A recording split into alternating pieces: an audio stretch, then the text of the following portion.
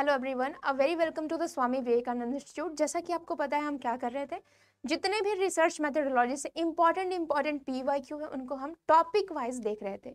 और उसी सीरीज में हमने लास्ट टाइम क्या देखा था, लास्ट टाइम हमने जितने भी टॉपिक कैरेक्टरिस्टिक्स से लेकर के उसके जो मीनिंग्स होते हैं ये सब हमने कवर किया था।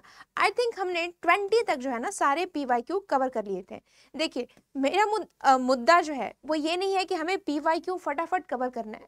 मुद्दा ये है कि जब हम पीवाईक्यू कवर करें तो जितने भी कॉन्सेप्ट्स हैं उनकी जानकारी हमें होने चाहिए, और इसी वजह से we are going slow, but हमें उनके बारे में पूर्ण जानकारी होनी चाहिए। आई थिंक मैंने 20 तक जो है ना लास्ट टाइम पीवाईक्यू करा दिए थे। अच्छा, अब हम बढ़ते हैं आगे, यानी कि हमारी जो कोशिश है, एक सेकेंड, ये क्वेश्चन नहीं हुआ था तो हम आई थिंक लास्ट में 15 और 16 तक हमने कवर किया था। ये क्वेश्चन नहीं था, ये क्वेश्चन हमें करना है अभी आज। So give me a second, और जिसके बाद ना हम आगे की ओर बढ़ेंगे।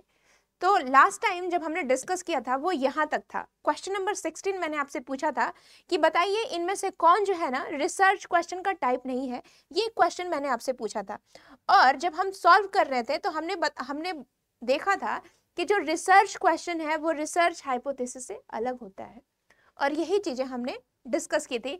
विच of the following is not a type of research question. देखिए, इसमें जो हाइपोथेसिस होता है, जब आप देखोगे ना रिसर्च के पार्ट्स, तो उसमें हाइपोथेसिस अलग होता है, क्वेश्चन अलग होता है, ऑब्जेक्टिव अलग होता है। तो जब हम पार्ट्स की बात करें तो आउटकम जो है ना आपको देखना होता होगा, उसमें इवेल्युएट फिनोमेना को देख करके आपको ध्यान में रखना होगा क्वेश्चन को। गुड प्रैक्टिसेस, उसमें भी आपको ध्यान रखना होता है क्वेश्चन को। बट जब हम बात करेंगे हाइपोथेसिस, ये एक नया डोमेन बन जाता है, रिसर्च क्वेश्चन से बिल्कुल अलग हो जाता है। तो इसी वजह से हम इससे अलग कर रहे हैं, एलिमिनेट कर रहे हैं, और यही जो है ना आपका आंसर है। यहाँ पे पूछ रहा है not, which is the following is a not, and that's why hypothesis is the right one. So now let's moving to the question number 17, और ये आपका क्वेश्चन है, what does sampling cases mean. बहुत इंपॉर्टेंट क्वेश्चन। देखिए, ये सब चीजें आप ये मत सोचिए कि ये सैम्पलिंग से चीजें हैं, ये आपकी बेसिक्स है। ये आपको बेसिक्स पता करना होगा कि जब आप रिसर्च करते हैं, जब आप सैम्पलिंग उठाते हैं, तो सैम्पलिंग केसेस का मतलब क्या होता है। इसका मतलब क्या होता है, एक सैम्पलिंग फ्रेम का उपयोग करके सैम्पलिंग, यानी कि सैम्पलिंग यूजेस ए सैम्पलिंग फ्रेम। ठीक है, ये पूछ रहा, ये कह रहा है, यहाँ पे वर्ड सुनिए, सैम्पलिंग केस पूछ रहा है। Identify people who are suitable for research, आपको उन लोगों की पहचान करना जो कि रिसर्च के लिए उपयुक्त है। फिर तीसरा कह रहा है, literally the research brief case, यानी कि जो रिसर्च के जो छोटे छोटे है ना, यानी कि आप कहें शब्दकोश के बारे में हम ब्रीफ जानकारी होना, that is called sampling cases. और चौथा दे रखा है, sampling people, newspaper, television program etc। आपसे पूछ जा रहा है कि इनमें से कौन जो है ना सैम्पलिंग केसेस है, ये बताना है। बहुत इंपॉर्टेंट क्वेश्चन, जनरली आपके कॉन्सेप्ट्स पे आधारित क्वेश्चन है। देखिए, अभी जो एनटीए पूछ रहा है क्वेश्चन, वो ये नहीं पूछ रहा है कि आपने कितना रट्टा मारा है, आपको ये नहीं बताना है कौन सा स्टेप्स किसके बाद है, आपको बताना है कि सैम्पलिंग में इसका मतलब आप क्या समझते हो। और दिस इज ऑल अबाउट, देखिए सैम्पलिंग में सैम्पलिंग केसेस क्या होते हैं। केस क्या होते हैं, केस यानी कि कोई इवेंट्स, कोई जो चीजें होती है ना जिसको आप उठाते हो नॉलेज के लिए, ठीक है, उसको केस कहते हैं। ठीक है, और यहाँ पे सैम्पलिंग केस क्या हुआ, यानी कि जब आप सैंपल लेते हो तो उसको समझने के लिए आप किन किन चीजों का यूज करते हो, ये पूछा जा रहा है। ठीक है, सैम्पलिंग केसेस कौन कौन से होते हैं। एक चीज मैं आपको बताना चाहती हूँ, सैम्पलिंग फ्रेम क्या होता है, पॉपुलेशन क्या होता है, और एक जो होता है ना सैंपल क्या होता है। इन चीज़ों के बारे में आपको थोड़ी थोड़ी नॉलेज होनी चाहिए जब भी हम सैम्पलिंग की बात करते हैं, क्योंकि अभी हमने सैम्पलिंग की बात नहीं की है। तो जब हम सैम्पलिंग की बात करते हैं तो एक वर्ड आता है आपका सैम्पलिंग फ्रेम। मैं आपको बताती हूँ, फिर उसके बाद हम इस क्वेश्चन पे आते हैं। देखिए, जब हम सैम्पलिंग फ्रेम की बात करते हैं, पहले तो होता है आपका पॉपुलेशन। ठीक है, मान लीजिए कि हमें पता करना है कोरोना वायरस के बारे में, ठीक है ना।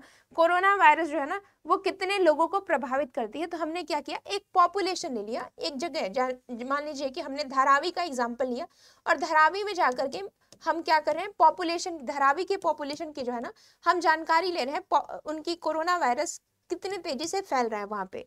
ठीक है, तो ये हो गया पॉपुलेशन, यानी कि हमने धारावी के लोगों को क्या कर दिया, लक्षित कर दिया, और उन्हीं के आधार पे हम अध्ययन कर रहे हैं, ठीक है। फिर उसके बाद आता है सैम्पलिंग फ्रेम, यानी कि उसमें से भी हमने क्या किया, फ्रेम बनाया कि कौन कौन से लोगों का, कुछ लोग जो होते हैं ना वो अमीर लोगों को मैंने उठाया और कुछ जो है ना गरीब लोगों से उठाया, ठीक है, ताकि हमें पूर्ण जानकारी मिले। तो हमने एक फ्रेम तैयार कर लिया, ठीक है। इसके आधार पे मैं क्या करूंगी, चयन करूंगी। तो सैम्पलिंग फ्रेम क्या होता है, एक्सेसिबल टारगेट पॉपुलेशन, यानी कि जितने भी आपके पोटेंशियल रिस्पोंडेंट है जिससे आपको लगे कि ये जो है ना आपकी सही सटीक जो है ना आपकी रिजल्ट जो है ना दे पाएंगे, ठीक है। अब हर लोग जो आप गरीबों से ले लोगे तो आपको जो है ना अमीरों की जो डेंसिटी हो, जिस तरीके से वो फैल रहा है वो आपको कम पता चलेगा। तो आपने दोनों तबके से जो है पॉपुलेशन को उठाया, that is called sampling frame. फिर जो उससे भी छोटा होता है वो होता है आपका सैंपल, यानी कि इनमें से भी आपने क्या किया, मान लीजिए कि यहाँ पे आपने 100 जो है ना गरीब और 100 अमीर लोगों को उठाया, लेकिन आप खुद सोचो ये बहुत ही वास्ट स्टडी हो जाएगा, और इस वजह से आपने क्या किया, सैंपल उठाए, उस 100 लोगों में से भी यहाँ पे 10 उठाए और यहाँ पे 10 उठाए, तो ये बन के तैयार हो गया आपका सैंपल। तो इस तरीके से ये पॉपुलेशन, ये हो गया आपका सैम्पलिंग फ्रेम, ये हो गया आपका सैंपल, यानी कि जो एक्चुअल चीजों की जो हम जानकारी करते हैं, एक्चुअल यूनिट जो होता है जिसके अंदर हम रिसर्च करते हैं, that is called sample. Alright, so ये है आपकी रिसर्च से रिलेटेड चीजें, ठीक है। अब हम आते हैं क्वेश्चन पे। क्वेश्चन कह रहा है what does sampling cases mean, यानी सैम्पलिंग केसेस का मतलब क्या है। देखिए यहाँ पे the sampling uses a sampling frame, ये केसेस का मतलब नहीं पूछ रहा है, केसेस पूछ रहा है, ये कह रहा है कि sampling using sampling frame of course use करता है, बट ये क्या केस को डिफाइन कर रहा है, नहीं। दूसरा ऑप्शन कह रहा है identify people who are suitable for research, आपको आइडेंटिफाई करना है जो कि सुटेबल फॉर रिसर्च है, ठीक है। ये या तो आपके सैम्पलिंग फ्रेम में आ जाएंगे, ये आपका सैम्पलिंग केस नहीं हुआ, ठीक है। तो इसको भी आप क्या कर रहे हो, एलिमिनेट कर रहे हो। तीसरा कह रहा है literally the research brief case, यानी कि जब आप अध्ययन करते हो ब्रीफ में तो उसको हम कहते हैं सैंपल, कि आप एक सैम्पलिंग केसेस पूछ रहा है, it also doesn't like that. Fourth कह रहा है सैम्पलिंग पीपल, यानी लोगों का अध्ययन, न्यूज़पेपर से अध्ययन, टेलीविजन से, प्रोग्राम से, ये सब क्या है, केसेस हैं, और उसके आधार पे हम क्या करते हैं, सैम्पलिंग केसेस बनाते हैं। So your fourth option is the correct one, और यही है सैम्पलिंग केसेस, ठीक है। जब हम सैंपल निकालते हैं तो इन केसेस को ध्यान में रख करके हम क्या करते हैं, सैंपलों, या तो हम पीपल का अध्ययन करते हैं, न्यूज़पेपर, टेलीविजन, इन सब के आधार पे हम क्या करते हैं, केसेस को फॉर्म करते हैं और फिर सैंपल का अध्ययन करते हैं। So D is the right one. Explanation मैंने आपको ऑलरेडी बता दिया। Now let's come to the question number 18। Question number 18 क्या कह रहा है, which of the following is not a data collection method, इनमें से कौन जो है ना डेटा संग्रहण की विधि नहीं है। Research question, mind it, it's asking the data collection, और यहाँ पे नॉट है, नहीं है। रिसर्च क्वेश्चन, अनस्ट्रक्चर्ड इंटरव्यू, यानी कि आपको अनुरूपित साक्षात्कार, पोस्टल सर्वे क्वेश्चन आया, ठीक है, आपको पोस्टल सर्वे जो है ना प्रश्न पत्र, पोस्ट के माध्यम से आपको कुछ प्रश्न पत्र दे दिए और आपको उसको आंसर करना है। पार्टिसिपेंट ऑब्जर्वेशन, यानी कि वो वैसा रिसर्चर जो खुद जा करके वहां पे सब चीजों को ऑब्जर्व करता है, क्या ये मेथड है डाटा कलेक्शन का। आपको पूछा इनमें से कौन नहीं है, तो आपको नहीं का आंसर देना है। देन जस्ट सी दिस, क्योंकि मैंने ऑलरेडी जो है ना एक्सप्लेन कर दिया है, ठीक है।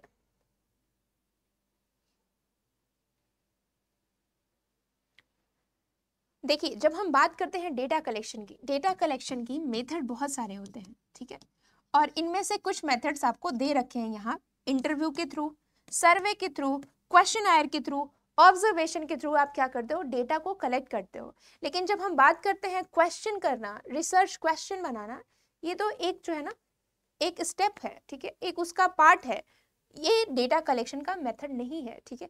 तो जब भी हम डेटा कलेक्शन की बात करते हैं तो हम क्वेश्चनर बनाते हैं, उसमें सर्वे बनाते हैं और उसके आधार पे हम open ended, close ended question पूछते हैं। लेकिन research question is the one of the part जिसको हम करते हैं कि हम इन क्वेश्चन को क्या करने, इन प्रॉब्लम्स के आधार पे हम जो है ना रिसर्च करने वाले हैं। सो ये जो है ये मेथड है, ये विधि है जिसके थ्रू हम क्या करते हैं, डेटा का संग्रहण करते हैं। लेकिन जब हम बात करते हैं रिसर्च क्वेश्चन की, एक अलग डोमेन है रिसर्च में, ठीक है। तो इस तरह से आपका जो है ना, जब हम मेथड की बात करते थे उसमें आपका सर्वे आ जाता है, सर्वेक्षण, साक्षात्कार हो गया, ऑब्जर्वेशन हो गया, आप फोकस ग्रुप, किसी ग्रुप को लेकर के आप उस पर फोकस स्टडी करते हो, एक्सपेरिमेंट के थ्रू आप डेटा कलेक्शन करते हो, और इस तरीके से आप क्या करते हो, रिसर्च की जो है ना बाद में डेटा को एनालिसिस करते हो और फिर आपका रिजल्ट आता है और उसके आधार पे आप अपना कंक्लूजन बनाते हो।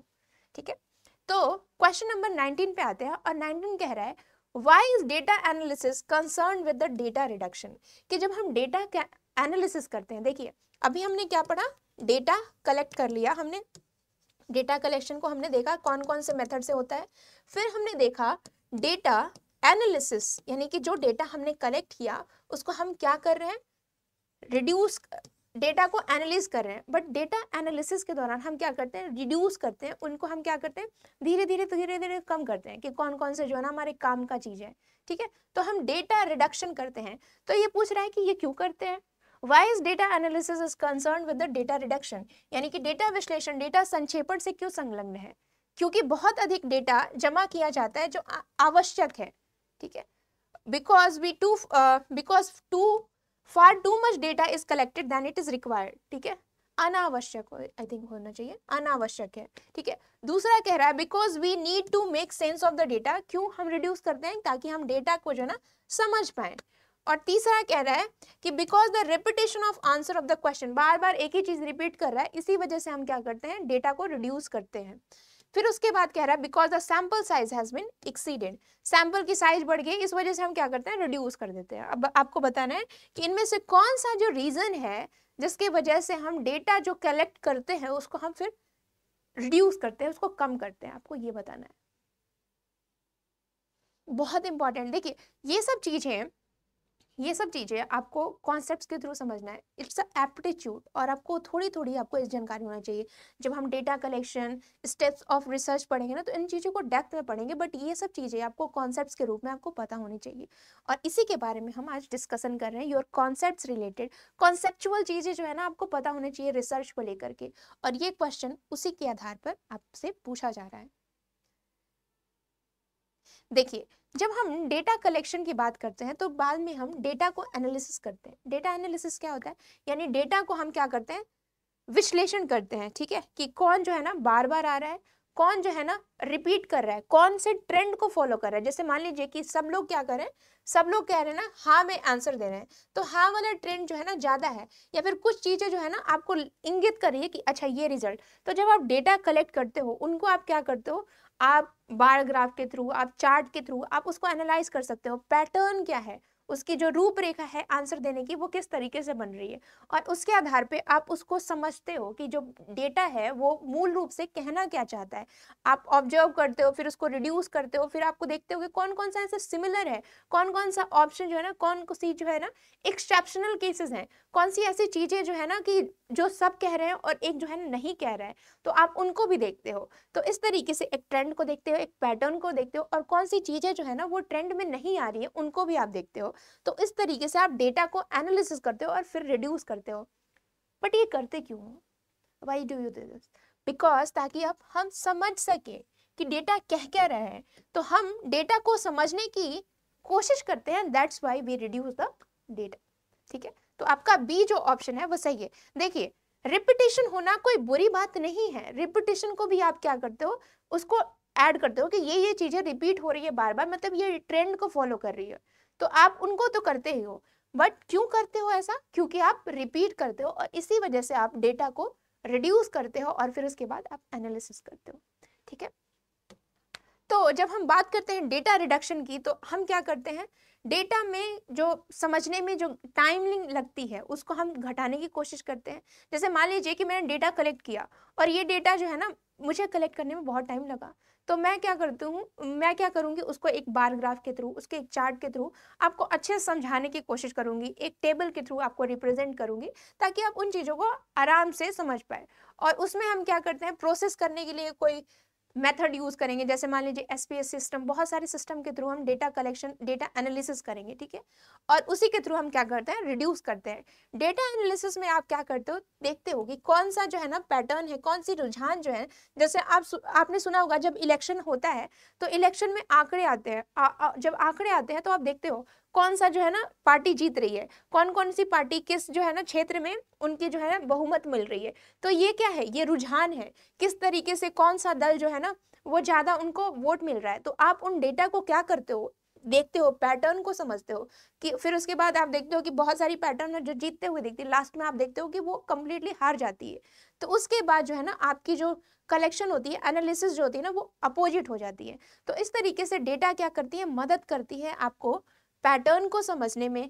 कोरिलेशन क्या है कि कौन कौन सी चीजें जो है ना बार बार आ रही है और उन दोनों के बीच में क्या कनेक्शन है, और कोई चीज जो है ना वो अपवाद होती है तो वो क्यों कनेक्टेड नहीं है। तो कोरिलेशन को आप समझने की कोशिश करते हो। आप एनोमलीज को भी समझते हो कि बहुत सारी ऐसी चीजें होती है ना जो कि अद्वितीय होती हैं, अनोखी होते हैं, उनको भी आप एक्सेप्शनल केसेस को भी चिन्हित करते हो। और फिर उसके बाद आप उन डेटा को मैनेज करते हो, ऑर्गेनाइज करते हो, और ये तभी होता है जब आप उनको रिड्यूस करोगे। सो ये है आपका डेटा एनालिसिस के दौरान डेटा रिडक्शन करने का रीजन, ठीक है। अब हम आते हैं क्वेश्चन नंबर 20, और क्वेश्चन नंबर 20 क्या कह रहा है, because of the number of things that can be go wrong in research there is a needful. जब आप रिसर्च करते हो तो बहुत सारी ऐसी चीजें होती है ना जो आपके बस में नहीं होती है, और बहुत सी चीजें जो है ना वो गलत होती जाती हैं, ठीक है। आप सोच कुछ और रहे हो बट हो कुछ और रहा है, आपने सोचा कुछ और था, आपको दिख कुछ और रहा है। तो कह रहा है कि इन सब चीजों के अनुसार जब आप कुछ रिसर्च में कुछ गलत जा रहा है और जो आपने सोचा था उसके सारे जो है ना अपोजिट रिजल्ट आ रहे हैं, तो उस टाइम हमें क्या करना चाहिए। Because of the number of thing that can go wrong in research there is a need for, हमें क्या करना चाहिए, फ्लेक्सिबिलिटी एंड परसिवरेंस हमें अपनाना चाहिए। परसिवरेंस को हिंदी में कहते हैं, आप जो है ना एक चीज को आप बार बार करते हो, उस पर जो है ना आप अपना मेहनत करते जाते हो, दैट इज परसिवरेंस, ठीक है। फिर उसके बाद आप सिंपैथेटिक सुपरवाइजर, ठीक है, आपकी सुपरवाइजर जो है ना वो क्या होने चाहिए, आपसे थोड़ी सी करुणापूर्ण, सहानुभूति पूर्वक सुपरवाइजर मिल जाए, ठीक है। अगर कुछ रॉन्ग हो जाए तो वो आपको समझाएं कि नहीं बेटा आप आगे कर सकते हो।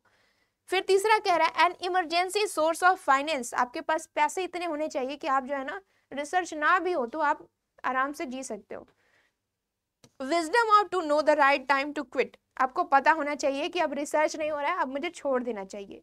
तो आपसे पूछ रहा है कि because of the number of thing that can go wrong in research there is a need for, आपको लग रहा है कि सब चीज क्या हो रहा है, अपोजिट हो रहा है, तो हमें क्या चाहिए उस टाइम हमें क्या चाहिए, किन चीजों की हमें सबसे ज्यादा जरूरत होती है, ये आपसे क्वेश्चन पूछा जा रहा है।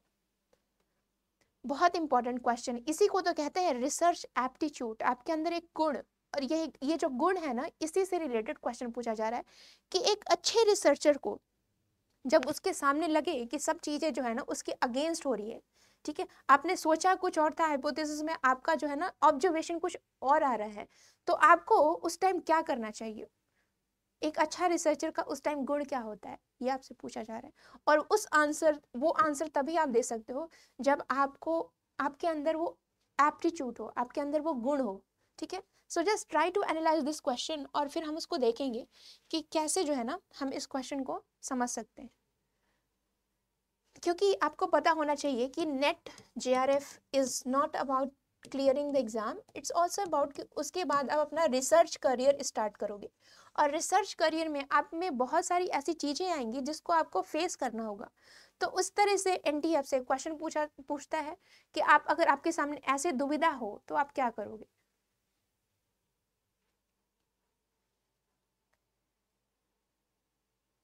ठीक है, देखिए, जब आपको लगे कि आपका रिजल्ट जो है ना आपने जो सोचा था उसके अगेंस्ट जो है ना आपका रिजल्ट आ रहा है, उस टाइम आपको क्या होना चाहिए, आपको एक्सेप्टेंस होनी चाहिए, ठीक है, कि ठीक है मेरे सामने जो आ रहा है उसको मैं एक्सेप्ट करूँ, फ्लेक्सिबल रहिए, ठीक है ना। क्योंकि आप देखो, आप अगर आप रिजिड रहोगे ना कि मैंने ये सोचा था और यही आंसर, तो उसमें क्या होगा, there is a chances of कि आप जो है ना इरर करते हो, टाइप 1 इरर, टाइप 2 के इरर के बारे में तो आपने सुना ही होगा। तो वो जो है ना जब आप सही होता है तो आप रिजेक्ट करते हो, गलत है तब पर भी आप एक्सेप्ट करते हो, तो उससे जो है ना इरर होने की संभावनाएं होती हैं। तो इसी वजह से जो भी आपको ऑब्जर्व देखने को मिल रहा है, बी फ्लेक्सिबल, आपको क्या करना है, उसे एक्सेप्ट करना है, ठीक है, और उसको आपको एज इट इज आपको अपने रीडर्स को बताना है कि मैंने इस टॉपिक पे रिसर्च किया है और उसका मुझे फाइंडिंग्स ये मिला है, ठीक है। आपको उसमें अपने ये नहीं घुसानी है कि मैंने ये सोचा था और ये जो है ना उस हिसाब से आपको अपना चेंज नहीं करना है। आपने जो सोचा है, जो देखा है, उसके हिसाब से आपको वहां पे लिखना है, फ्लेक्सिबल रहना है अपने एटीट्यूड को लेकर के। साथ साथ परसिवरेंस आपके अंदर होनी चाहिए, आपके अंदर उतनी जो है ना लगन होनी चाहिए कि आप वो चीजें भी, जब आपको लगे कि मेरी सब चीजें अगेंस्ट जा रही है, तब पर भी आपको क्या करना है, रिसर्च के प्रति उतनी शिद्दत जो है ना बरकरार रखनी होगी। That is called perseverance. देखिए, सुपरवाइजर सिंपैथेटिक हो या फिर जो है ना रूड हो, it's not all about research. देखिए, सुपरवाइजर सिर्फ आपको गाइड करता है, ठीक है, वो आपके रिसर्च के जो है ना रिजल्ट को लेकर के वो ज्यादा जिम्मेवार नहीं होता है। वो आपको morally they can guide you, but इससे आपकी जो है ना रिजल्ट में कोई इम्पैक्ट नहीं होगी।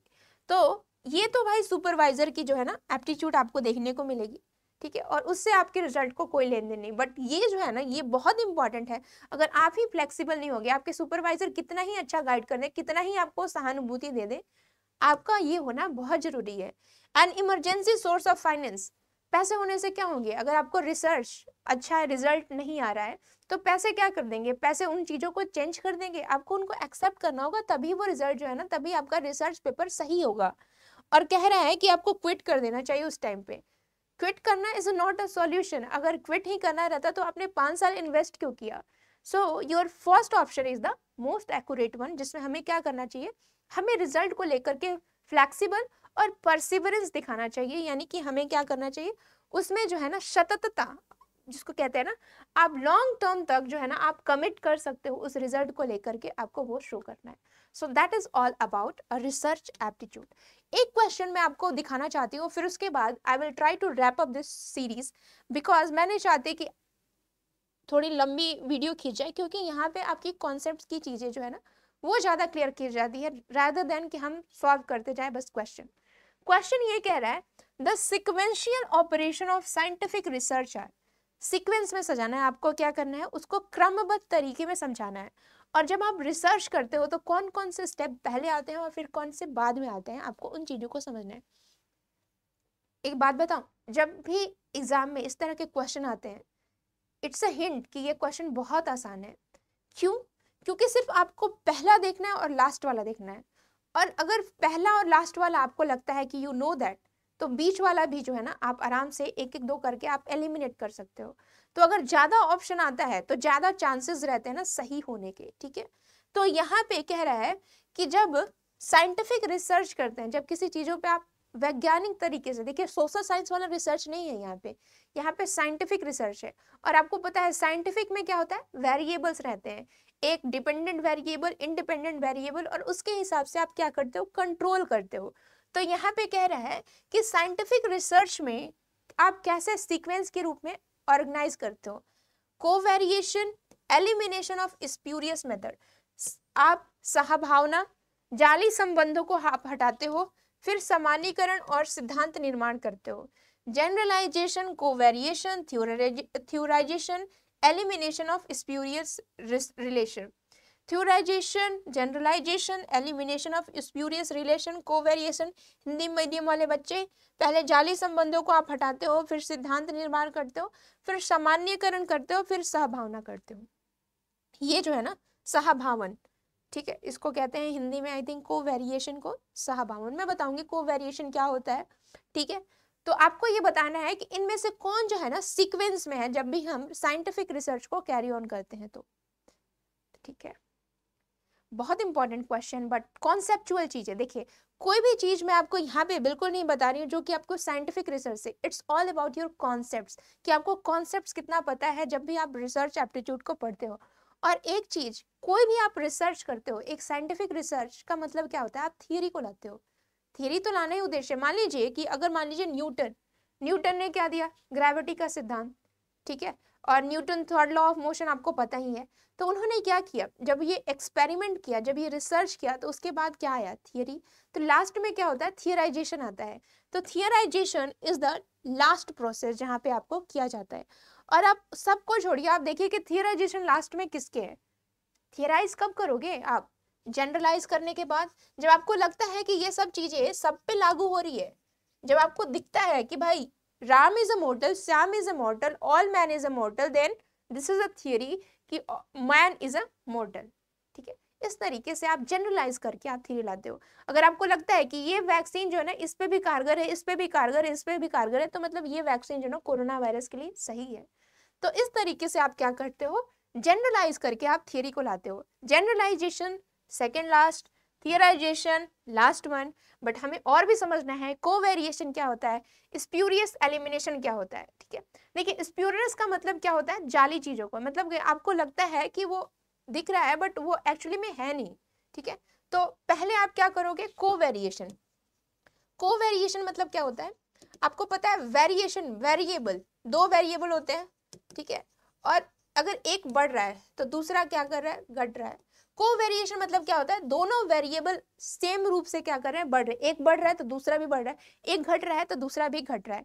तो मतलब आपने क्या किया, वेरिएबल को जांचा परखा, फिर उसके बाद आपने क्या किया कि वैसे वेरिएबल जो कि बाहर से आ रहे हैं, जो कि जाली हैं, जो कि आपके एक्सपेरिमेंट को डिस्टर्ब कर रहे हो, उनको आप क्या कर रहे हो, एलिमिनेट कर रहे हो। और फिर उसके बाद आप क्या करते हो, जनरलाइज करते हो। जो आपकी फाइंडिंग्स आई आप उनको बाकी लोगों पे भी इंप्लीमेंट करके देखते हो, और उसके आधार पे आप क्या करते हो, थियरी बनाते हो। So this is all about the sequence, जिस तरीके से आपको सीक्वेंस में सजाना है कि साइंटिफिक रिसर्च एक सीक्वेंस में कैसे सजाया जाता है। So your option A1 is the correct one. ठीक है, चलिए अब हम क्या करेंगे, क्वेश्चन नंबर 22 को देखेंगे कि रिसर्च का जो है ना मेन ऑब्जेक्टिव क्या है। बट मैं चाहती हूँ ना कि आज इसको यहीं पे रखें, कल जब हम मिलेंगे तो कल हम इस क्वेश्चन के साथ मैं आपको छोड़े जा रही हूँ, और कल जब हम मिलेंगे तो हम स्टार्ट करेंगे क्वेश्चन नंबर 22 तक, और हमें क्या करना है, सब कॉन्सेप्ट्स को समझते हुए चलना है। So this is all for today guys, thank you for joining and keep learning the research aptitude, and we are here to solve all the PYQ that has been asked in the research methodology. Thank you for joining.